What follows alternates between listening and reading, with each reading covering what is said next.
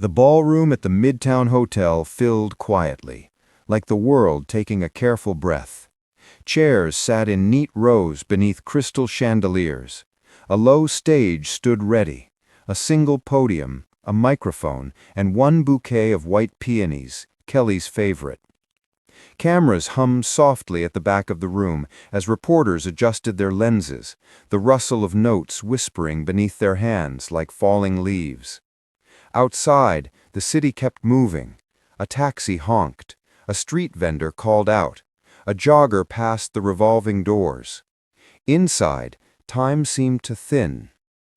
Kelly moved through the crowd with that practiced warmth that had made her a household name for decades.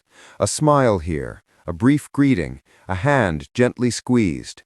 Yet tonight those gestures felt hollow, performed like lines from a script. Makeup artists who once eased her brow during countless backstage rituals lingered near the edges, but stayed back when she shook her head. She asked only for water, then sat for a while at the far end of the row, hands clasped between her knees, breathing quietly. To the public, this press conference was an earthquake. The hashtag trended within minutes of the first cryptic alert, an urgent message that the beloved morning show host would make a statement about her husband's health. Fans filled comment threads with love, speculation, and conspiracies. Tabloids sharpened headlines. Talk shows prepared like an audience waiting for a televised drama.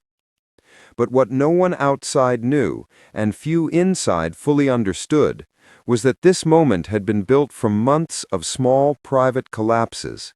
A late-night conversation in a hospital hallway that ended with a promise. A phone call passed through a closed door. The decision to step out of secrecy and into the light. When Kelly walked to the podium, she carried the weight of 1,000 eyes and the memory of something far more fragile. The hand of the man she loved, calloused from years of work and laughter, slipping into hers when no one was watching. She paused beneath the lights and looked out at the sea of faces. Reporters blurred together in a wash of blue and gray, professional curiosity softened by something like empathy. For a moment she said nothing. The silence swelled until a camera click broke it. Kelly's voice, when it came, was steady but low. "Thank you for being here. I want to start by saying something important.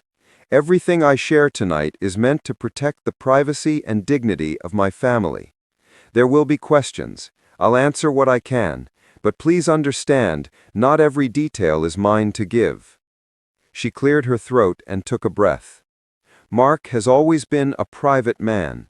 He's loved by many and stronger than anyone I know. But in recent months, he's been facing something he didn't choose. We've been together for 27 years, and we've learned to face things side by side. Tonight, I've asked you, our partners in public life, to be part of a decision we made as a family. She folded a single sheet of paper, then unfolded it again as if smoothing a crease. This isn't a plea for sympathy.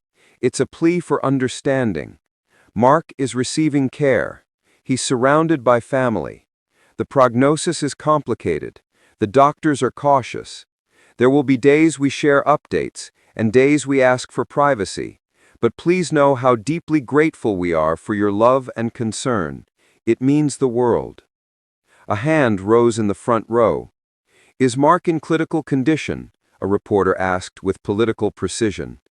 Kelly closed her eyes for a heartbeat. When she opened them, the familiar composure of the morning host returned. "We're managing it. Right now the focus is on comfort, on treatment, and on family. I can't give a blow-by-blow of every medical update. What I can say is that he's here with us, and he's not alone." Another question followed quickly, sharper.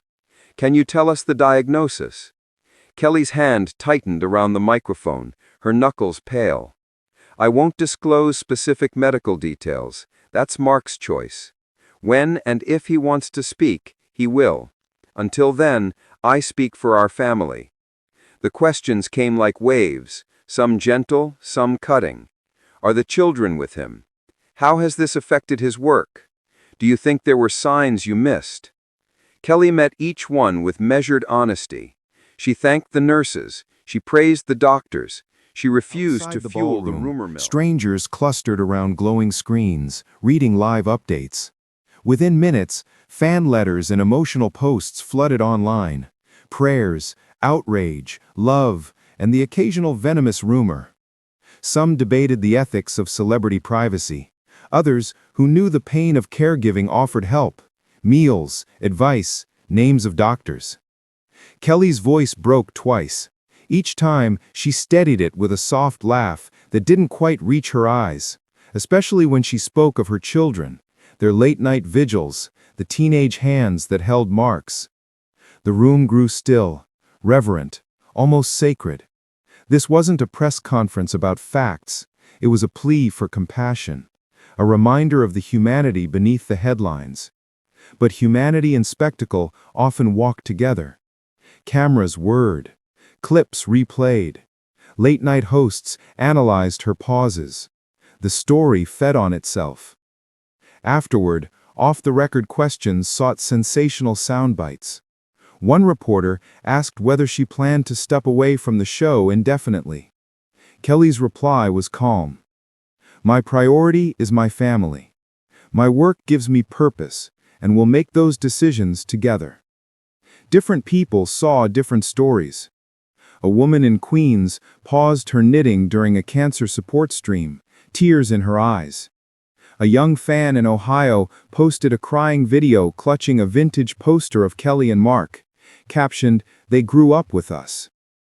A columnist called the conference a publicity ploy, igniting arguments about fame and vulnerability. That night, Kelly went home with 2 half-empty bags of fruit the hotel staff insisted she take. The house smelled faintly of peppermint and lemon dish soap. She sat in the dim kitchen, staring at family photos, a wedding portrait, their children at the beach, an old black and white still of 2 young actors at their first audition. Mark's shoes were still by the door, untied, just as he always left them. She brewed tea and waited for him to come home. He didn't.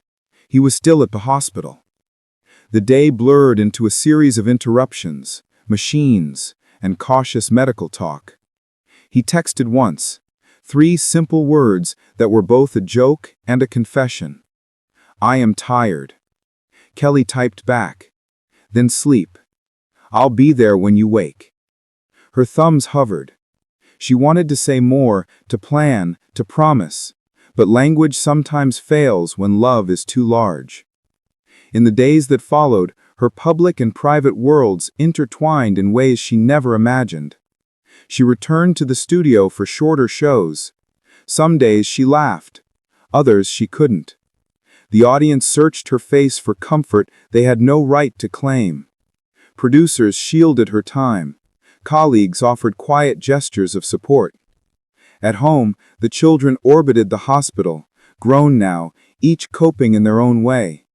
One was steady and practical, another observant and detail-driven, the third trying to keep everyone smiling through the long nights.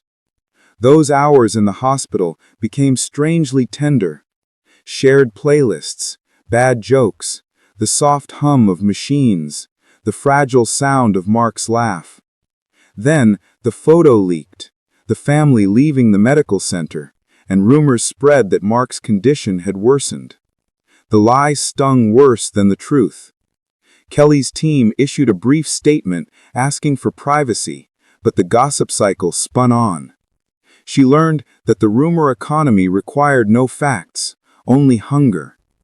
Still, there were kindnesses. Old friends sent quiet messages. A neighbor dropped off dinner without a word.